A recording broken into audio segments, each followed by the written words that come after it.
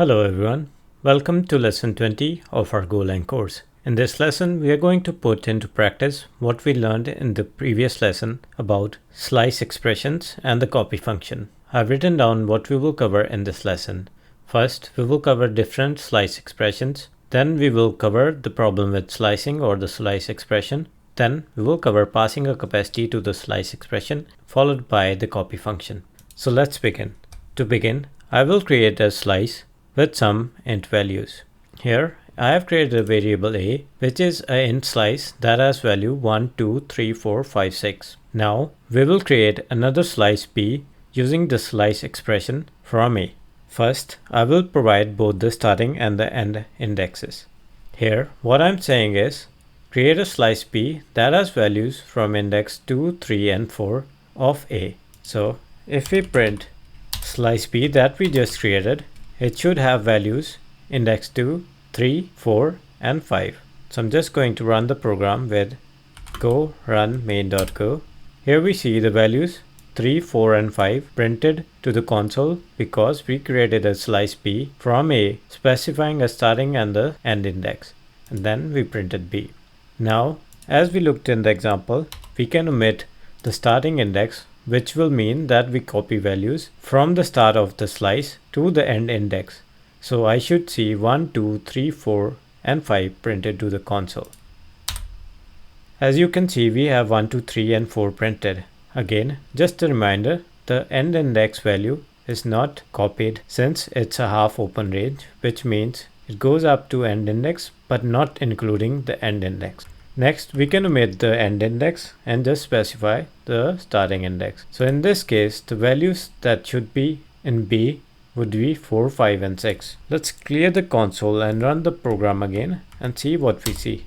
So as expected, we see the values 4, 5 and 6, which is index 3, 4, 6. When you don't specify the end index, all the values from the starting index till the end are copied into B. The last one I wanted to show is when you omit both the starting and the end index. In that case, all the values from A should be copied over to slice B. Now if I run the program, you should see B has the same values as A. Go run main.go. Here we see B has 1, 2, 3, 4, 5, 6 just as we had in A. Now as I told you that slicing or the slice expression can be used to bridge the gap between array in Go and slices. So if I convert A to array, you will see the expression still works. I can specify starting and end index. You can see it's still working. So that's a way of creating a slice from our array. Next, we are going to see the problems with slicing. So I'm just going to convert A back to slice, and then I'm creating slice B, which should have all the values from the first index or the 0 index up till 3 but not including 3. Let's just print it and see what values we have. Go run main.go. You see 1, 2, 3 are there in B. Now as I told you that with slicing, what happens is that both A and B will share the same underlying array. So if I manipulate the value directly in B, which will update the underlying array, I am setting the first value in B or the 0 index value to be 10. And here let's just print A along with B so that we can see what's happening behind the scenes. Since A and B both share the same underlying array, we should see the 0 index value of A to be updated as well. Let's run a program. Go run main.go. You can see both slice A and slice B have the updated value because they still share underlying array. As I told you in the lesson, since we only copied values till the index 3, slice B has a capacity of 6, which means if I append value to B and say I want to append 15, you will see the value is indeed appended to B, but it will also update the underlying array which has the value 4 in the next index. As such, slice A value will be updated as well. This is called the ripple effect. So let's run our program and see what happens.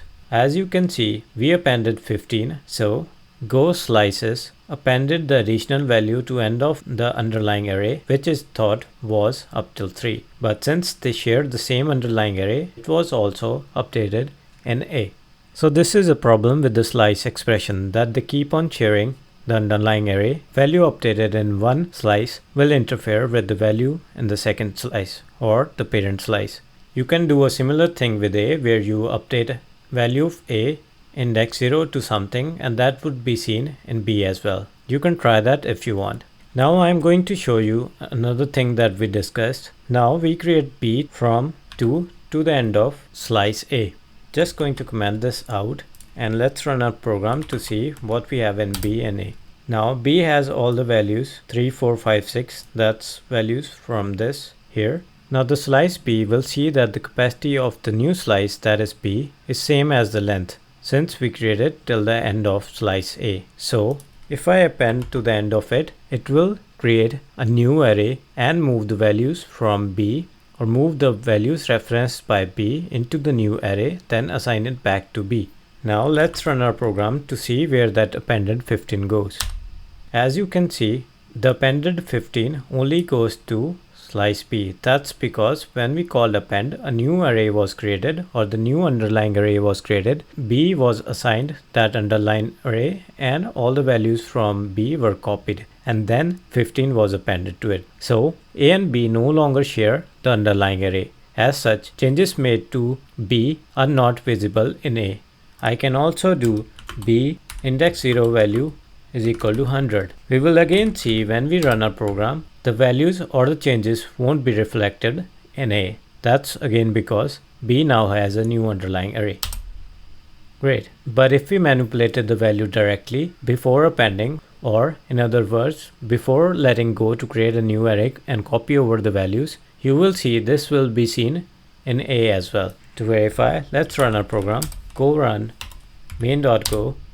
As you can see, A and B both have been updated. But if we move it after append, after which a new array is created and assigned to B, you won't see the changes in A. I hope that clears how slicing or slice expressions work. I'm just going to remove these two statements. Next, I told you that slice expression can take a third argument, which is the capacity that you want assigned to the new slice. So here I can say I want all the values from start till the end, and I want the capacity of the new slice to be set to 6 as well. Let's run a program and see what both the values in the arrays are. Since I've made the capacity equal to the length, if I append to B again and say I want to append 100 to B, you will see again the new array is created. We can take a shorter length too and say the capacity to be 6. Whenever I pass the capacity, a new underlying array is created, since it sees that it doesn't have the required capacity. So if I append now, you will see it's only appended to B. Now let's move on to the copy function. I'm just going to comment all of this out. Here I'm saying B is an empty slice of length 6. I can use the copy function to copy from A to B. Copy, which is B, from A. It returns the number of values copied, but we can ignore it for now. So if I do fmt println B, you should see all the values have been copied to B. Go run main.go, and here you have it, 1, 2, 3, 4, 5, 6, which are all the values in slice A. So that's how the copy function works. I told you that the copy function will only copy the values it can. So if I make the length of slice B smaller than A, so it will copy only values that it can, ignoring the rest of them. So if I now run the program, go run main.go, we should see 1, 2, and 3 printed. That's how the copy function works. We can also print the number of values copied. fmt println, and it should give us 3.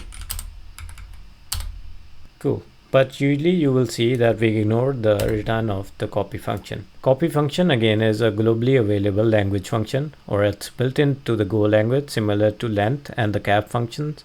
So if I make a array again, you will see the copy function complaining because it wants both the arguments to be slice. What we can do here is turn A into a slice using the slice expression. I will say I want to copy all the values. Here what I did is, using the slice expression, we transitively converted the array A into a slice and said we want all the values. Then I increased the length of B to be 6, equivalent to A. Now The copy function should copy all the values from array A. Great. So this is how the copy function can bridge the gap between an array and a slice. Again, the copy function, since it accepts a slice as the second argument, you can use any slice expression here. So I can give this end index, or similar to what we have seen when we created slice B from slice A using a slice expression. All the slice expression should work with the copy function. We only copy the last 4 values, and then the rest of them are 0 value from end. That's it for the lesson. In this lesson, first we covered different ways of creating a slice. Then we looked at the problem with slicing when they share the underlying array, followed by passing the capacity to the slice expression, which forces Go to create a new array when we append a value. And lastly, we looked at the copy function. Again, try to practice it as much as you can. If you want, I can share the slides with you. Please let me know in the comments below so that you can refer to them and do your practice. I hope you enjoyed the lesson, and I also hope that the slicing concept is clear to you. Again, if you have any problems, please comment under the video or reach out to the Discord server. See you in the next lesson. Happy coding.